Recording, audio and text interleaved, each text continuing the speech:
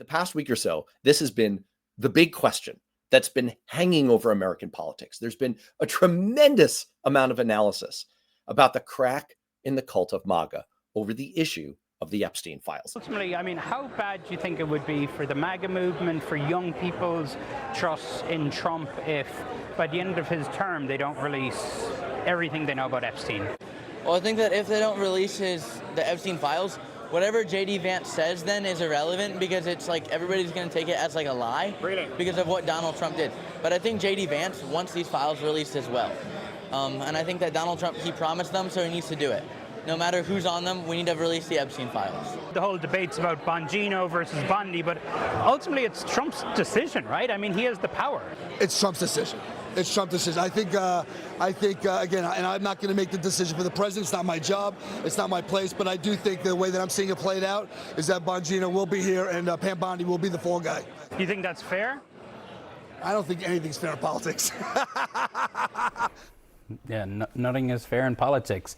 Look, on stage and off stage at that conference all weekend, that's the only thing people were talking about. And that message from Trump is telling people to stop talking about it didn't work. I mean, you saw maybe it worked for Charlie Kirk over the space of the weekend, and now he doesn't want to talk about it anymore, but not landing with the base. As most people who even casually follow the news probably know by now, Jeffrey Epstein was a wealthy financier who for years committed multiple counts of sexual abuse of young girls and who also had close ties to many powerful political figures, including President Donald Trump.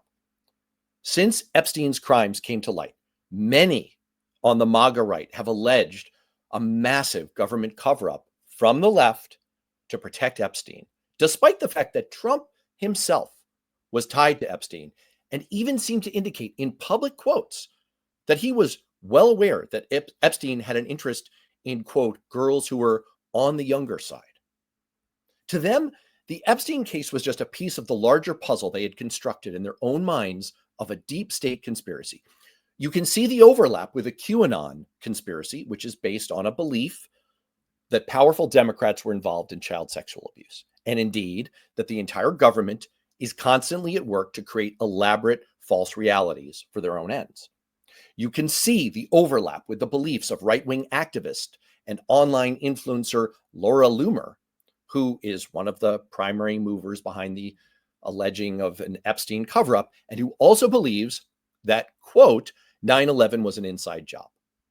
Marjorie Taylor Greene, another online Epstein crusader, has famously alleged that shadowy Jewish forces control the weather through space lasers. Speaking of which, you can hear the echoes there to the most ancient of all conspiracy theories in Marjorie Taylor Greene and QAnon and the Epstein conspiracy. I'm sure you've spotted it. It's the blood libel. It's the accusation that Jews use the blood of non-Jewish children to make matzah. It all comes back to a recurring, overlapping fantasy about powerful forces, wealthy Jews, and the abuse of children. So you can see how for a certain segment of the online right, a story that involves real abuse of children by a real, wealthy, powerful, and Jewish man was highly provocative. And you can see how all of these conspiracy theories overlap in a sick Venn diagram, or if you prefer 3D metaphors, nested inside each other like a Russian Matryoshka doll. Speaking of Russian nesting dolls, that's been a really useful aspect of this for Donald Trump, because he's tried to leverage his followers' conspiracy mindset to fight back against real and actual conspiracies like Russian interference in the 2016 election and their broader support for the Republican Party. One of the things that's always stuck in my craw about the media and their treatment of the Mueller report is that they both so easily allowed Trump to get away with saying, see, there was no collusion with Russia. That's not what was alleged there. The legal term for what was alleged is conspiracy, not collusion. And there was definitely a conspiracy on the part of the Russians. That much was proven by the Republican-led Senate Intelligence Committee.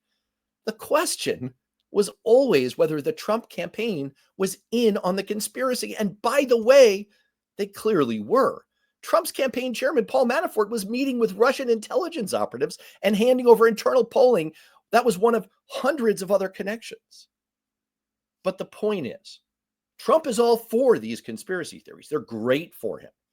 The conspiracy cultists form a ready core of dedicated followers who will buy into his birther lie, and then who he can throw winks and nods to for the QAnon crowd, and he can then get riled up over the Epstein files, the collection of information that the FBI theoretically has on Epstein.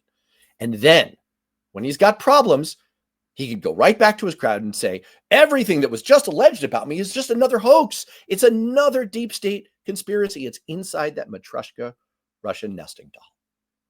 All of which is why, for years, as figures like Dan Bongino and Kash Patel have been railing online about the need to release the Department of Justice's Epstein files, Trump has been happy to let them run along.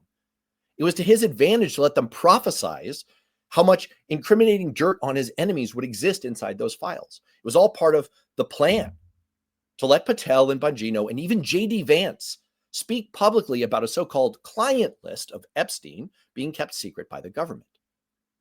So what happens when prophecies fail? Because that's what Trump's Attorney General Pam Bondi tried to manifest when she declared that there was no further information to be released in the case. And in fact, that the case was closed. Even after teasing for months that there was indeed another shoe to drop, she even told Fox News on air, live, that the list of Jeffrey Epstein's clients was, quote, sitting on my desk right now to review. Now, Trump did himself no favors by trying to come to Bondi's defense over the weekend in a long Truth Social explosion, in which he went right to his go-to move to try to follow up on Bondi's claim that there was no list by saying, well, maybe there is a list, but that's another hoax. It's another part of the big conspiracy. So just to keep this all straight, the conspiracy is real, but it's over, and there's nothing more to know, and anything that you've been thinking is part of the conspiracy was actually invented by the conspiracy. It's so utterly confusing, such a mixture of truth and concoction and like convenient arrangement. It's like that moment from the movie Megamind. There is no Easter Bunny, there is no Tooth Fairy, and there is no Queen of England. And of course, no one on the MAGA right is buying this. That's what causes an open rebellion, as Politico put it. So what happens to the cult when prophecies fail?